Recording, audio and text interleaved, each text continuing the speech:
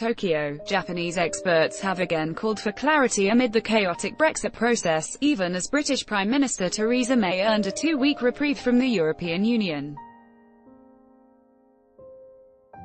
They told a symposium on Brexit on Friday, March 22, that a disorderly, no-deal exit from the European Union will hurt the interests of the 1,000 Japanese firms in the United Kingdom that collectively employ some 140,000 people.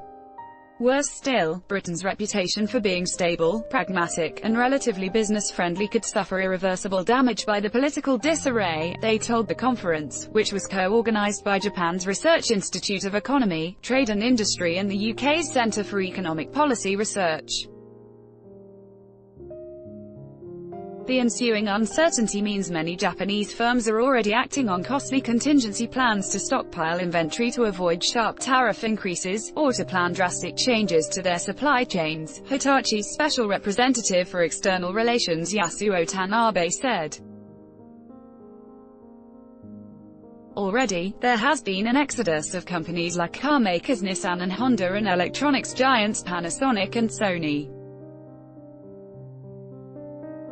Japan's financial services sector is also hedging their bets. While they have not said they will leave Britain, the likes of banks from Nomura to Mitsubishi UFJ, Daiwa, Mizuho and Sumitomo are expanding their presence in mainland Europe. Dr. Eiichi Tomiura, an economist at Japan's Hitotsubashi University, said that it was not just a matter of taking short-term measures, as the costs associated with reorganization are huge. When there is going to be more uncertainty, then for contingency companies will need to prepare dual sourcing and redundancies, he said. They will need to reallocate resources for those areas, which means the productivity of the global economy will be undermined. Who is going to bear the cost of that? University of Sussex economist L. Alan Winters, a British expert on the trade policy implications of Brexit, told the symposium that Japan was clearly fed up with Britain. He said there was an outside chance, given the state of political meltdown, that the British Parliament may in the end revoke Article 50 to cancel the Brexit process given mounting domestic and foreign pressures.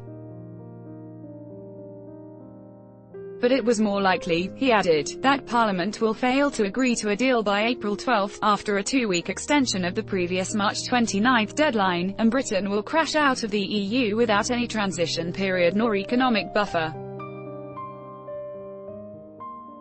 This means the UK will lose the benefits it enjoys under EU trade deals overnight, including the Japan-EU Economic Partnership Agreement.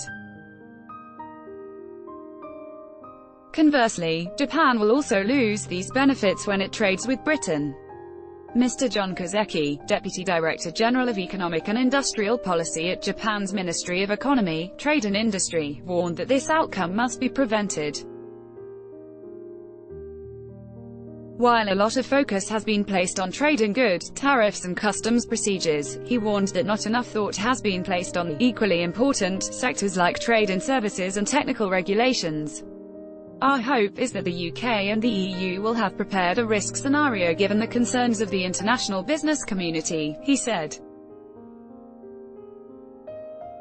Still, Dr. Winters was not just pessimistic but scathing. 45 years of integration is difficult to unpick without massive collateral damage, he said. Views of Brexit were ill-informed and diverse at all levels, and there has been no national conversation to work out what it is and what we want.